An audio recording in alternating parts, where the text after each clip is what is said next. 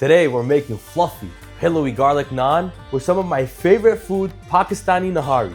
Fun fact, did you know that Nihari comes from the Arabic word nahar, which means in the daytime? And typically in Pakistan, this dish is actually eaten for breakfast. If you give me a bowl of this in the morning, you bet I'm gonna have a good day. This dish is simply a labor of love. To start with this recipe, I'm gonna be using some lamb shanks, and you can use beef, but this is a little bit more luxurious of a feel, and it's super important that you use something with bones. Nihari is nothing without bones. The bones are gonna make that broth so luxurious and give it that level of depth and fat that we definitely need. So my friend's mom actually taught me a very cool hack that she makes, and it's very important that we follow her steps.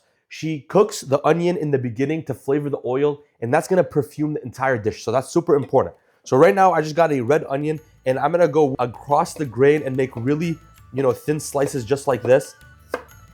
So what I'm actually gonna do is I'm gonna transfer out my onions into a cold pan. I just turned the heat on to a medium high. It's gonna slowly cook the onion on the inside and then crisp it up on the outside. If the oil is way too hot when you add the onion, it will get super brown on the outside and you don't have enough time to pull out all that flavor. This oil is gonna be used throughout the entire dish. And in Desi cooking, this is how you kind of start building those flavors. Now, while this crackles and pops, I'm gonna grab it, I'm gonna move it over here while I work on the rest of my ingredients.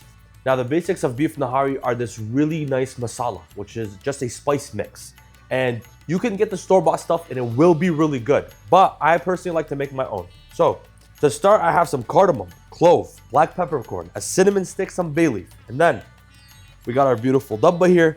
I'm gonna grab some fennel seed. I'm just gonna add some. And you gotta season with the heart, like I always do. A little bit of coriander seed, just throw that in the middle. And last but not least, a little bit of caraway. And now this mixture, this masala mixture, is gonna just perfume the entire dish. And we want a lot of it because, again, this is the fundamentals of the flavor profile that we're looking for. And I'm gonna toss the lid on and just pulse.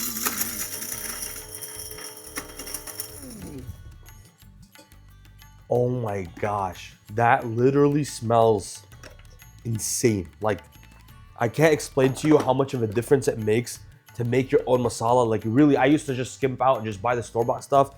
It really makes a big difference, honestly. So I got some ginger in here, some fresh ginger that I just peeled. And I always like to say you gotta measure the heartburn by the handful, which is just garlic. I'm gonna add it to that. And just to get those juices flowing, we're gonna hit this with a nice pinch of salt. And slowly but surely, this is gonna soften up, and we just want a really nice ginger garlic paste. I just want you to look at how beautiful this is. You get a nice clump of paste. You know how much flavor this is gonna add, especially when you go out of your way to give it a nice mash. Now I'm gonna set this aside, and as you can see, this is kind of like the mise en place. We're getting everything ready as our onions cook, and then we're just gonna compile the dish at once and just let it go low and slow. I can't wait. Now our onions have wilted down nice, and I'm gonna transfer them off to this plate. Now once we pulled out the onions from the oil, I'm gonna sear the lamb. Now humbly, I think this step shouldn't be skipped. You really wanna get a nice crust on the lamb shanks. You're just developing more depth, again. Now you wanna hear a really nice aggressive sizzle. It's ready to flip when it talks back to you. If it's not peeling off like this, it's not ready. Now that it's peeled, I'm gonna give it a nice flip. Yeah, buddy.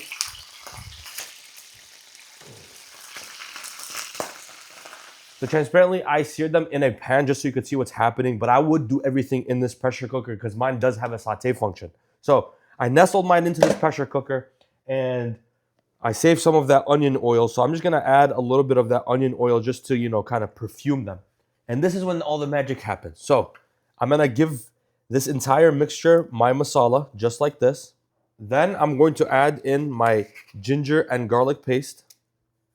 And if you want a little spice, you could add in a little bit of green chili. Then I'm gonna cover these shanks with a bunch of water. You want to make sure every single one is basically fully submerged. And now the last couple spices that I'm gonna add are actually some Kashmiri red chili powder and a little bit of turmeric, or a lot of it, for some beautiful color and depth of flavor. And now, because we didn't salt anything, this entire operation needs lots of salt. Now, when all of this is packed with love, I'm just gonna throw on the lid, close it up. I'm gonna set this on a high temperature for about 1 hour 15. And while this is getting cooked, I'm gonna make our beautiful garlic naan. So In this bowl, I have some warm water between 100 to 110 degrees. I'm gonna go in with some active dry yeast and just a little bit of sugar. And that's just gonna activate that beautiful yeast. I'm gonna set this aside. And for the first time on this channel, we have a stand mixture. And by the way, that's not a joke. This is the first time I've ever put this on the channel. So you should be proud of me that we're making bread now. I'm gonna go in with my flour very carefully. And this is just regular all-purpose flour. And then we're gonna go in with some full-fat yogurt, not Greek yogurt. This is just regular full-fat plain yogurt. And this is kind of what's gonna make naan. Naan is the yogurt. Gosh, I hate measuring stuff. I swear, this is so unnatural to me. I like just feeling out the ingredients. 1.5 teaspoons of salt, or just a pinch of salt. And then in here, I'm gonna go in with some olive oil, a little bit more warm water, and our active dry yeast mixture, just like that. And now we're gonna put the dough hook on. We're gonna lock it in just like that, and we're gonna start stirring on a low, kind of let everything talk together, I hope.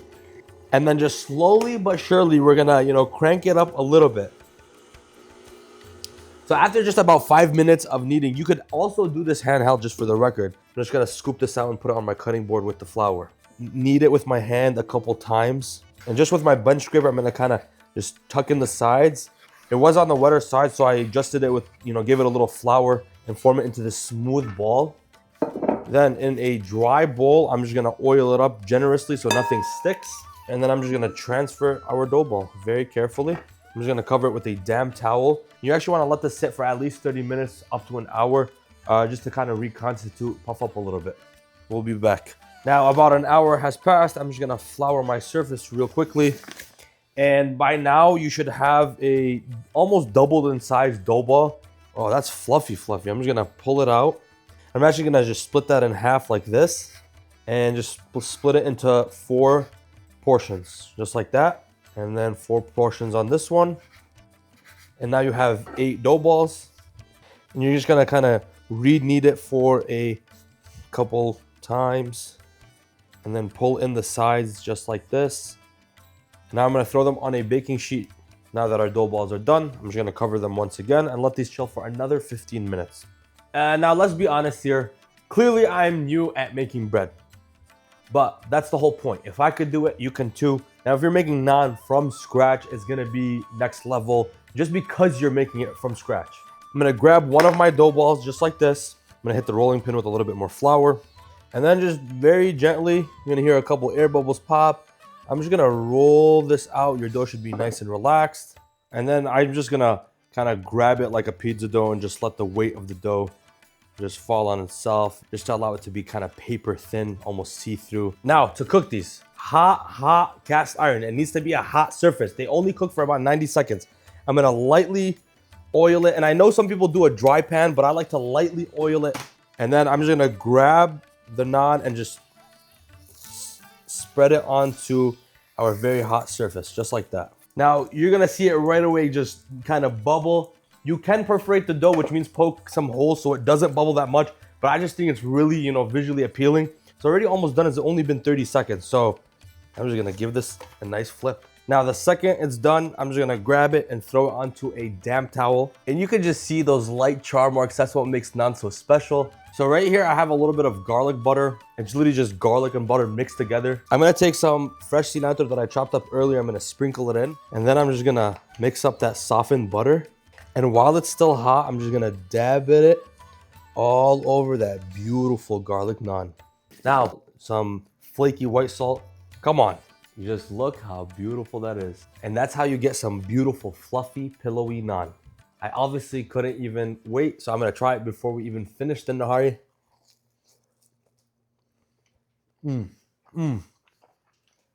Amazing, seriously. So the next step that we're actually gonna do is we're gonna make an atta, which is kind of like a roux, if you will, with toasted wheat flour, which is really important for the depth of flavor and the color of the nihari. So you didn't know that was gonna happen, right? I got you, this is a secret. What I learned actually when making the atta is to not mix water with wheat flour and add it, but to actually toast the wheat flour. So real quickly, I'm gonna actually measure out just 1 cup of flour in here. I'm just gonna toast this for a couple minutes on a medium-low heat, just to, start smelling the flour, if you will. Now, to our toasted wheat flour, I'm just gonna add in a little bit of water, like I said. Then I'm actually just gonna give this a quick swirl. So this toasted wheat flour is just gonna thicken this entire mixture up, and it's gonna make the nihari nice and velvety and smooth and just pull everything together. And now I want you to pay attention to how this is gonna transform its color. Now, after reducing the broth with the atta, what I would recommend actually is pulling out the meat, then adding the whole wheat flour just so it's a little bit easier to mix, especially if you have a crowded pan. But nonetheless, we reduced our beautiful broth. I'm gonna add it into a bowl to serve with my lamb, just like that. Ooh, baby. And then to serve, you're gonna squeeze a little bit of lime juice when you're ready to eat, a little bit of fresh ginger that I'm just gonna throw in the center, some beautiful fresh cilantro, just really light on that. And then remember those beautiful, crispy onions. I'm just gonna do a nice mound on the top.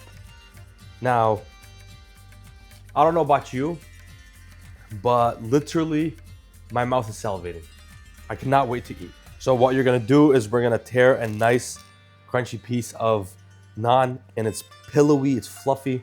And I'm telling you, this lamb is actually fall off the bone. I'm gonna grab a nice hearty piece, and then we're gonna do some cilantro, a strand of ginger, and then finally, a squeeze of lime. And honestly, if this isn't a bite, I don't know what is. And now, for the moment of truth, we're just gonna dunk it in our beautiful broth. And as always, na bismillah. It's fatty, it's spiced, it's complex. And actually, this is love in a bite. Give me that for breakfast every day. And if you were wondering, this is peak tenderism. Oh no, I splashed.